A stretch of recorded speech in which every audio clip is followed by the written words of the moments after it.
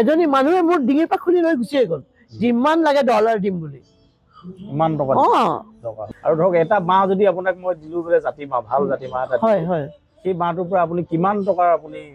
গহনা বনাব পাৰিব মই এডাল বাঁহেদি 1 লাখ টকা মই একচুৱেলি মই 3 লাখ পাৰো কিন্তু মানে কোনো বিশ্বাস নকৰে গোলাঘাটত হঠাতে লগ পালো আমাৰ নীৰা শৰ্মা বাইদেউক কোৱা হয় বেম্বো লেডি অফ ইণ্ডিয়া বাইদেউ নমস্কাৰ আপোনাক কোৱা হয় বেম্বো লেডি অফ ইণ্ডিয়া এই যিটো অভিধা আপুনি লাভ কৰিলে এইটো সহজ নহয় লাভ কৰাটো হয় আচলতে এই যিটো অভিধা আপুনি পালে হয় এইটো সহজ নাছিলে পোৱাটো হয় আৰু সাগে এনে অভিধা আৰু বেলেগে পোৱা নাই হয় কওকচোন বাৰু ইয়াৰ 2000 ৰ পৰাই মই এইটো কৰি আছো হয় 2000 ৰ পৰাই মই এই কামত ব্যস্ত হৈ আছো হয় মই আৰম্ভ কৰিছিলো গাঁৱৰ যিবিলাক গাঁৱৰ ছোৱালীবিলাক গাঁৱৰ বিধৱা ছোৱালীবিলাক পংগু ল'ৰা ছোৱালী আৰু তেওঁলোকৰ কোনো মানে ইনকামৰ কোনো আহিলা নাই কাৰণ কোনো ইণ্ডাষ্ট্ৰি নাথাকে গাঁৱত নাই তেওঁলোকে গোটেই জীৱনটো মানে বৰ কষ্টৰে কটায় ছোৱালীবিলাকে কুটিৰ শিল্প বুলি ক'লে গাঁৱতো তাঁতশালৰ পৰা আমি ওপৰলৈ যাবই পৰা নাই তাঁতশালতো তেওঁলোকে বজাৰখন অকল লিমিটেড ভাৱে তেওঁলোকে অকল তেওঁলোকক আগুৱাই আদৰ্শ দেখুৱাই নিয়া মানুহ নাই কাৰণ মেখেলা চাদৰনো কেইজন নতুন জেনেৰেশ্যনটো নিপিন্ধে ঘৰত আগতে বাৰু পিন্ধিছিলে গতিকে সময়ৰ লগত খাপ খোৱাকে ব্যৱসায় কৰিব লাগিব আৰু বজাৰখন এনেকুৱা এখন বজাৰৰ কথা চিন্তা কৰিহে বজাৰ আগত বনোৱাটো পিছত প্ৰডাকশ্যন পিছত হেৰিটো আগত প্ৰথম উদ্যোগ লোৱাটো প্ৰথম হয় হয় হয় এতিয়া ঘটনা হ'ল মই সেইটো কথা ভাবিলোঁ আৰু এই ছোৱালীবিলাকক মই কেনেকৈ ইনকামৰ এটা দিম মানে ইনকামৰ এটা আহিলা দিম এইটো কথা ভাবিয়ে মই মানে কৰিলোঁ তেওঁলোকক শিকাব ধৰিলোঁ কামবিলাকৰ জৰিয়তে যে এনেকুৱা এটা কাম সম্ভৱ হয় কেনেকৈ মনলৈ আহিলে আপোনাৰ মই কৈছোঁ নহয় মই মানে গাঁও যেতিয়া মানে প্ৰথম ইলেক্ট্ৰনিক মিডিয়া আহিছিলে তেতিয়া মই তাত দেখিছিলোঁ যে প্ৰকৃতিক আমি ভাল পাব লাগে ওজন লেয়াৰ এইবিলাক চাই থাকোঁ মই খুব ইণ্টাৰেষ্টেড সেইবিলাকত তেতিয়া মই দেখিলোঁ আমাৰ মই বিবাহ সূত্ৰে মই চাহ বাগিচাৰ ওচৰত চাহ বাগিচাত থাকিব লগা আছিলে তেতিয়া মই দেখোঁ গধূলি মূৰত এই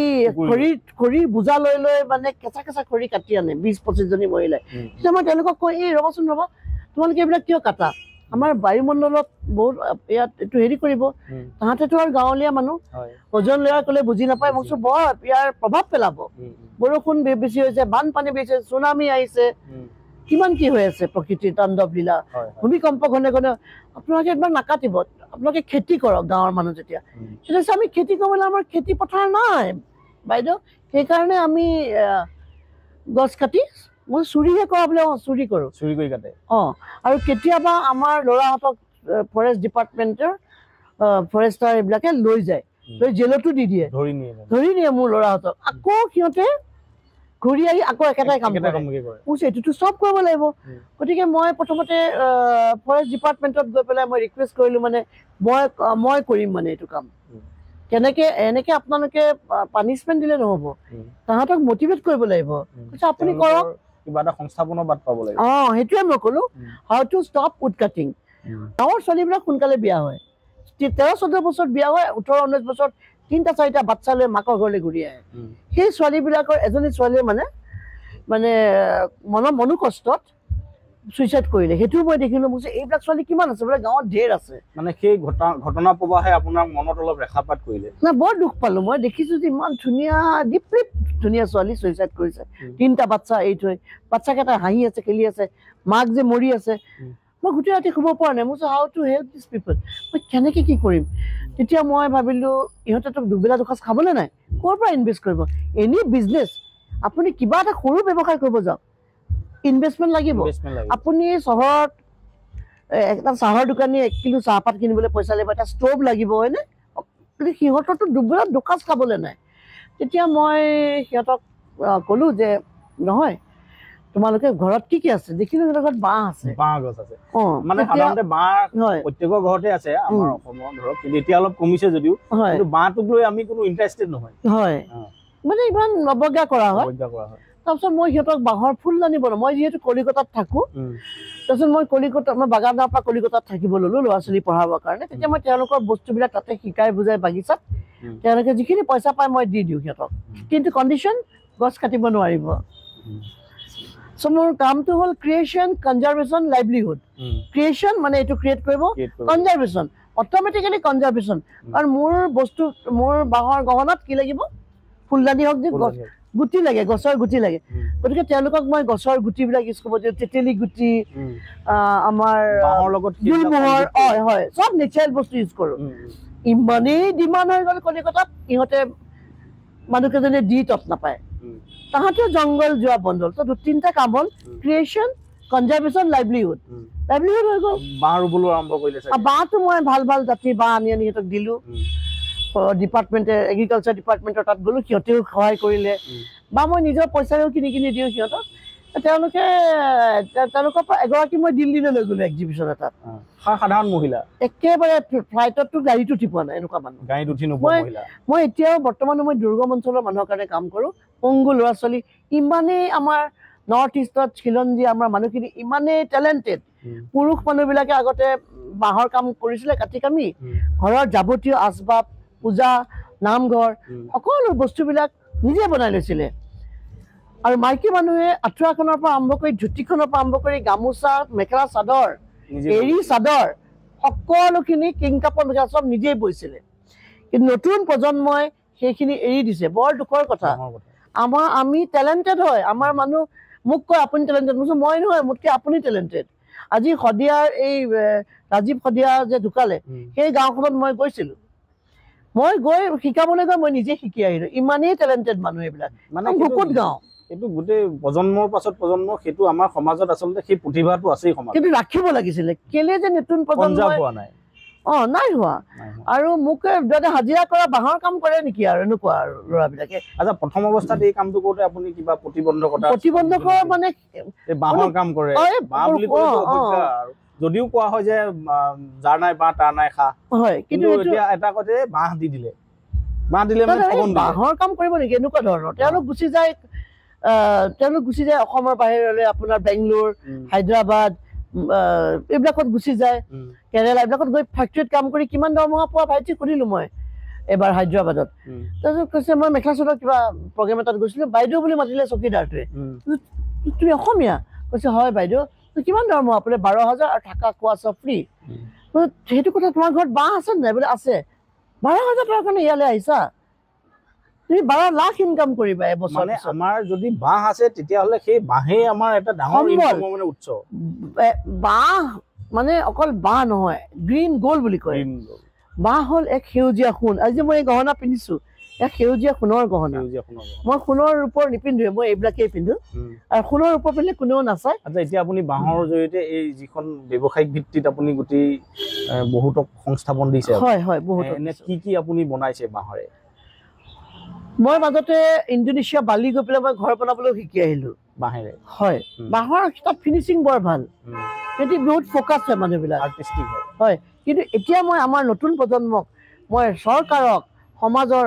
মানে তেওঁলোকে মোক আজি মাতি আনিছে, মই বহুত ধন্যবাদ সেইকাৰণে। মই মানুহখিনিক এইখিনি, মই ৰাইজক এইখিনিক অৱগত কৰিব খোজো যে আমি আমাৰ যিটো পুৰণা জীৱনশৈলী তালৈ আমি অলপ গুচি যাব লাগে। কাৰণ আমি 2 টকীয়া 12 টকীয়া যে প্লাষ্টিকৰ যিবিলাক আহে যে হৰেক মাল বুলি কয়, এতিয়া আগতে নাছিলে কিন্তু হৰেক মাল নামঘৰে ঘৰে সকলোতে সেইটোৱে ইউজ কৰিছিলে, মানে খৰাহি পাচি। এতিয়া প্লাষ্টিক ইউজ কৰে, এতিয়া ঘৰে ঘৰে গাঁৱে গাঁৱে মানে প্লাষ্টিক। কিন্তু আপুনি প্লাষ্টিকত আলু পিঁয়াজ থওক আৰু খৰাহি এটা থওক, এইটো বেছি লাষ্টিং কৰে, এইটো লাষ্টিং কৰে। আৰু প্লাষ্টিকটো আমাৰ পৰিৱেশ নষ্ট কৰে। আমি প্লাষ্টিকৰ পৰা, মই প্লাষ্টিকৰ বিৰুদ্ধেও যুঁজ কৰি আহি আছো। কথা হ'ল যে আমাৰ ইয়াত ইমান গ্ৰীণ যিটো নেচাৰ আছে, হয়, আৰু বিশেষকৈ বাঁহ আছে, গতিকে আমি অসমত সেইবিলাক ব্যৱহাৰ কৰাটো উচিতেই নহয়। আজি মই কৈছো আমাৰ অসমখন মানে কি বুলি কম, ভগৱানৰ মানে খুব ভাল দৃষ্টি আছে, বৰদান। কি নাই, চাহপাত আছে, কয়লা আছে, তেল আছে, আৰু কি আছে, বাঁহ আছে। কিন্তু চৰকাৰে বাঁহত যিখিনি দিলে, কি বাকীখিনিক যিমানখিনি হেৰি দিছে বাঁহৰ ওপৰত,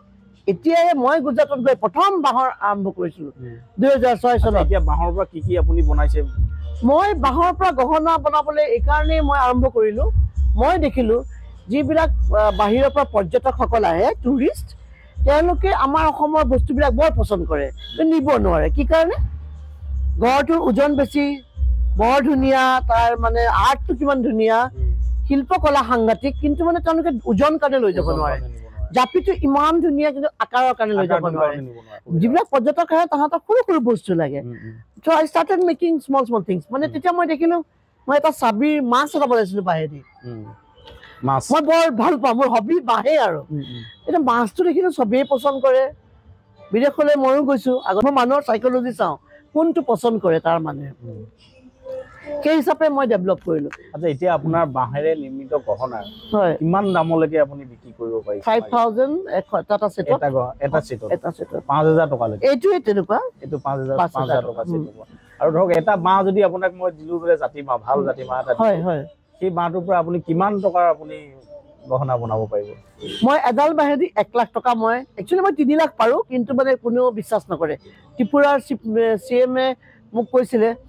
এইটো সম্ভৱেই নহয় এডাল বাঁহেৰে 1 লাখ টকা ইনকাম কৰি আছে মানুহে কৰি আছে হয় এইটো বহুত বহুত ডাঙৰ কথা এইটো চাবলৈ ডাঙৰ কথা মইতো কৈছো 1 বেম্বো 1 লাখ মোৰ ৱৰ্কশ্বপৰ নামেই হ'ল 1 বেম্বো 1 লাখ 1 বেম্বো হয় মোৰ নীৰাজ শৰ্মা ফাউণ্ডেশ্যনৰ আণ্ডাৰত বাঁহৰ জৰিয়তে 1 লাখ টকা উপাৰ্জন কৰা মুঠতে আমি অসমলৈ অহা প্ৰত্যেকটো টুৰিষ্টক এইবিলাক বস্তু দিব লাগে সৰু সৰু যাতে বাঁহৰ গহনা বা বাঁহৰ সৰু সৰু বস্তু নিনিয়াকে তেওঁলোকে ঘূৰি নাযায় কামাখ্যা হাজো বা মানস কাজিৰঙা এইবিলাকত যিবিলাক টুৰিষ্ট আহে চব বাহিৰৰ পৰা অনা মণিকেৰো লৈ যায় খুব দুখ লগা কথা মানে আমাৰ অসমত প্লাষ্টিকৰ পৰিৱৰ্তে আমি নহয় থলুৱা আৰু নহয় এইটো বাধ্যবাধকতা কৰি দিব লাগে চৰকাৰ মোৰতো পাৱাৰ নাই কিন্তু চৰকাৰে মোক আজি গুৰু পাতিছে চৰকাৰে ৰাজহো পাব পাব কিন্তু সেইখিনি কৈ মানে মোৰ বেয়া লাগে কাৰণ বাহিৰত চৰকাৰে মাতি মাতি লৈ যায় ইয়াত মোক অৱশ্যে গুৰু পাতিছে মোক গুৰুৰ নামটো দিলে বাৰু অসম চৰকাৰে কিন্তু মোক নাম পইচা নালাগে মোক গাঁৱত ভিতৰত গৈ কাম কৰিবলৈ সুবিধা দিব লাগে মোৰ নীৰাজ শৰ্মা ফাউণ্ডেশ্যন আছে হয় 2 বছৰ হৈছে মোৰ আগতে ফাউণ্ডেশ্যন নাছিলে যে এক্সপাৰ্ট মোক মাতি লৈ যায় মই গুজৰাট ৰুৰেল ডেভেলপমেণ্টতো আছিলো আৰু মই ত্ৰিপুৰা বেম্বো মিছনৰ ডিজাইনাৰ আছিলো আৰু চৰকাৰৰ পৰা আপুনি কিমান কি এই কামখিনি কৰাত সুবিধা পাইছে নাই চৰকাৰৰ পৰা মই বিচাৰাও নাই কাৰণ বৰ দেহেমীয়া গতি ন চৰকাৰৰ মই নিজে যিখিনি কৰো আপুনি বাঁহৰ জৰিয়তে গোটেই জগত সভালৈ আপুনি নিজে গ'ল আৰু আমাৰ বাঁহৰ যিটো কালচাৰ বাঁহৰ সংস্কৃতিটো আপুনি লৈ গ'ল গুজৰাটত মই ষ্টাৰ্ট কৰিছো আজি 2004 যেতিয়া মোদীজী আছিলে মোদীজী খুব ভাল পালে মোৰ কামবিলাক তেতিয়া মোদীজীয়ে মোক বহুত ডিপাৰ্টমেণ্টত কাম কৰিবলৈ গাঁৱে গাঁৱে মোক তেখেতে পঠালে বাঁহৰ জৰিয়তে আপুনি কিমান দেশ বিদেশ ভ্ৰমণ কৰিলে মই দেশ বিদেশ নিজেও কৰিছো ভ্ৰমণ আৰু বাঁহৰ কাৰণে মই 2-3 বাৰ সুবিধা পাইছো যাবলৈ হয় আৰু মোৰ 3টা ল'ৰা ছোৱালী বিদেশতে থাকে গতিকে মোৰ যোৱা হয় গতিকে বাঁহৰ জৰিয়তে আপোনাক জগত সভালৈ বাঁহে লৈ গৈছে হয় এই কথাটো আমি ক'ব পাৰোঁ নাই মই নিজে যাওঁতে যেতিয়া মই পিন্ধিছো যেতিয়া কনভকেশ্যনত আমেৰিকাত যেতিয়া মই পিন্ধিছিলো